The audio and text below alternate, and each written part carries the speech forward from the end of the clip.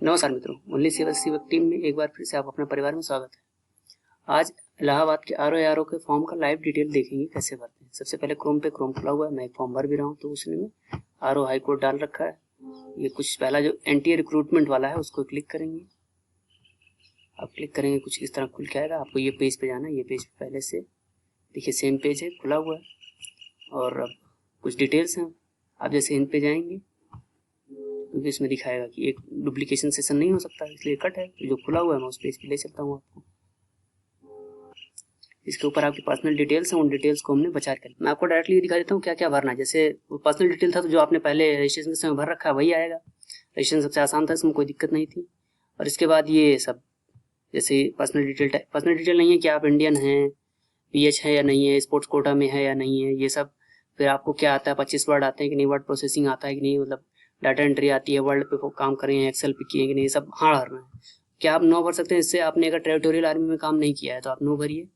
आपके पास अगर B certificate NCC cadet का नहीं है तो भी आप नो भरिए, इसमें कोई चलेगा नहीं। आपके पास इन तीनों में से जो है, आप अगर दोनों हो तो दोनों भरिए, अगर नहीं है तो आप इसे वो कर दिए। अब तो ये चलेगा, 1 मिनट ले जाएगा।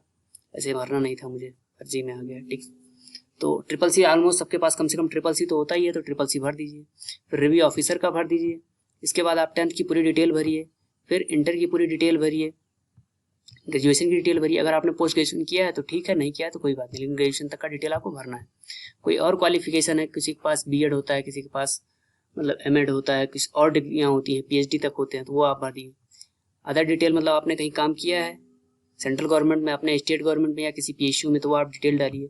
क्या क्रिमिनल प्रोसीडिंग है कोई, मतलब कहीं कोई मतलब अपराध के लिए सजा मिली हो या कोई केस चल रहा हो, तो इन दोनों की डिटेल देनी पड़ेगी। नहीं चल रही तो आपको बहुत बहुत बधाई हो, मतलब आप फुर्सत में हैं, फिर तो जियो लाल वाले हैं।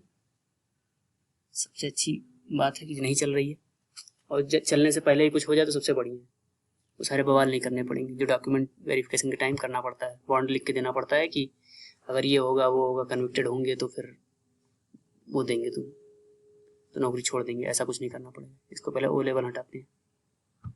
अब जो मैं कुछ डिटेल भर लेता हूँ, फिर आगे आपको फिर बताऊंगा आगे डिटेल। देखिए गलती ना करने के लिए मैं बता रहा हूँ, बाकी कोई बड़ी बात नहीं। रजिस्ट्रेशन करना कोई काम नहीं। आप जैसे रजिस्ट्रेशन ऑन करेंगे अपने आप वो रजिस्ट्रेशन में आपको सारा डिटेल डालने के बाद, ये सब नोट करने के बाद सबमिट कर देंगे। देखिए क्योंकि कुछ भी जैसे any other qualification not applicable था, तो आपको नॉट एप्लीकेबल, पोस्ट ग्रेजुएट में भी मैंने कुछ नहीं डाला, अभी नॉट एप्लीकेबल करना पड़ेगा, अन्यथा क्या करेगा ये, दोबारा फिर से हमें परेशान करेगा।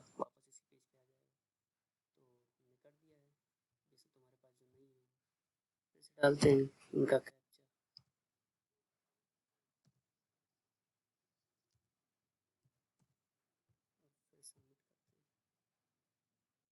इसके बाद एक चेकलिस्ट आपके पास आएगी, उसमें आपको अपना नाम चेक कर लेना है, नाम सही है कि नहीं, पापा का नाम सही है कि नहीं, मम्मी का नाम सही है कि नहीं, जो सही चलता जाएगा। डेट ऑफ बर्थ सही है कि नहीं, जेंडर सही है कि नहीं, पता लगा फीमेल हो मेल डाल रखा हो, WD में तो नहीं आते आप, किस तरह की ज्ञानता है या नहीं, और चीज़ एजुकेशनल डिटेल सही है कि नहीं, सब सही करने के बाद आई एग्री करके फाइनल सबमिट। जैसे फाइनल सबमिशन दबाएंगे आपसे पूछेगा क्या फाइनल सबमिट करना चाहते हैं, आपको यस करना है। एक प्रोफार्मा खुल के आएगा, यहाँ ऊपर आपको ऊपर यहाँ ऊपर दोनों इधर नाम होगा, यहाँ पे ऊपर आपका एप्लीकेशन नंबर होगा, दोनों चीज़ें पड़ी होंगी। अब डॉक्यूमेंट अपलोड करने हैं आपको, और दो चीज़ें, एप्लीकेशन नंबर तो आ ही रहा है, कोई दिक्कत नहीं। अपलोड डॉक्यूमेंट पे चले जाएंगे। यहाँ पे डॉक्यूमेंट देखिए कौन कौन से डॉक्यूमेंट करने हैं।